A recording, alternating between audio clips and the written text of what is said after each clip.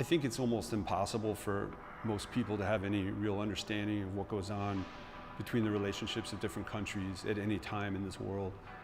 And that sometimes might involve dependence and independence, or conflict and peace, these things that are happening, and all the gray zones that happen in between as well. We hold on to these ideas from what we discuss with one another and what we read in the news, but I think there's always this piece of a puzzle that we don't quite understand and we don't quite grasp.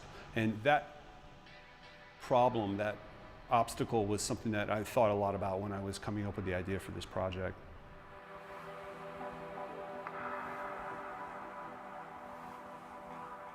Wandlung was a project that started in 2017. It was a public art competition I was invited to submit a proposal to for an extension of the German Bundestag. The English word for Wandlung is actually transformation, but it also plays off the word Wand, which is in English wall. So it was an appropriate title to think about with the play on words and how it could be appropriate for this project.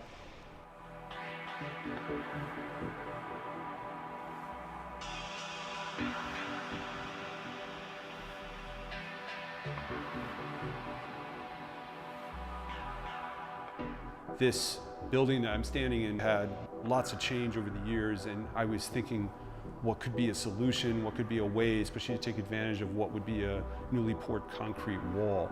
And the idea of a relief was a really attractive idea, especially to create an almost fossil-like form that would be radically different than putting something into the building after the building was made. So it really is part of the building in a very intimate way. The idea of the motif involves two flags that are joined together and twisting almost like a tense muscle. The flag is over 14 meters high, and also in that respect over 45 feet high, and involves one flag that's suspended by another flag, so to speak, but you don't know what countries those are. You don't know what they're represented by, and there might be some clues in the picture, but in the end, it's open for a lot of interpretation, and becomes a different experience also going from one floor to the next. This was an important part of the project as well, not being able to offer a full view of the entire thing, which I think is kind of representative as well of what we experience when it comes to politics, when it comes to understanding the countries that we live in. And so in some respect, having this as a chopped up image that can be seen throughout space depending on where one stands and where one's perspective is, that was an important concept as well.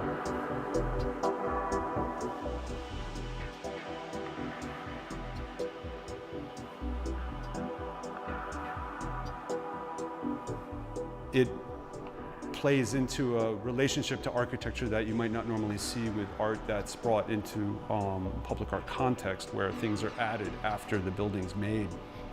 In this case, I think it's very successful, even though you give up a lot of control as an artist to having all of the production towards the end in the hands of the construction company and other subcontractors who have to finish it.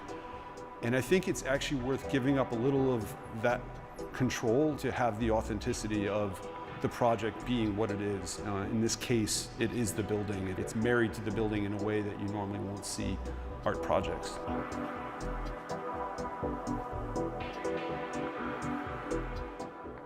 When the project was first proposed in 2017, there was a very small model built as part of a context model that was used for the proposal. Once I was contracted later on, I built a 1:10 model. This model was then scanned, 3D scanned, and that data was then given to a company that CNC'd the form as 1:1 with these huge blocks of polyurethane material.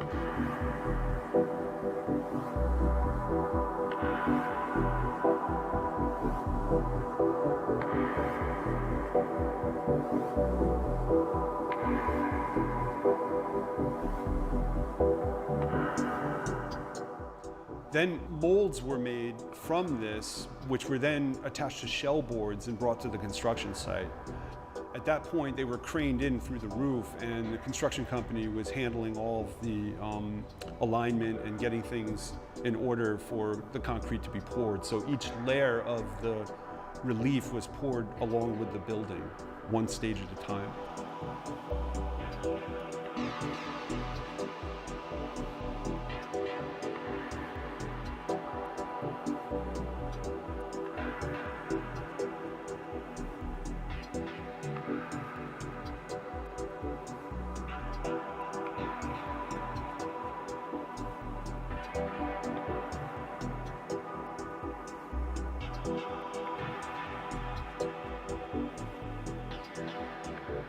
This building at Neusta, dtische-Kirchstrasse, it's been a lot of different things at different times, including even the US Consulate to the GDR.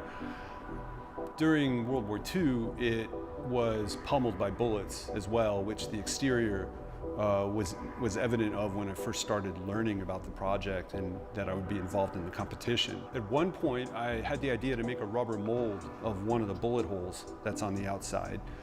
And after the competition phase, when production started happening for my project, I noticed they were starting to spackle over many of these holes. So I had the idea that it would be kind of interesting also from the point of view of offering a kind of continuance of memory or holding on to one of the scars to take the cast of the bullet from the outside and find a way to bring it to the inside of the relief. So what I did was I took the rubber mold, I turned it into a bronze stamping device, more or less, like a branding iron almost, and burned it into the one-to-one model when it was in the process of being made into the relief. What essentially we have is the bullet hole going from the outside of the building to the inside of the building, carefully placed at the very bottom of the motif, so you have it where the flagpole is breaking. And for me, it seemed like a very subtle but very potent way of holding on to this piece of history and having it as something that can't so easily be spackled over.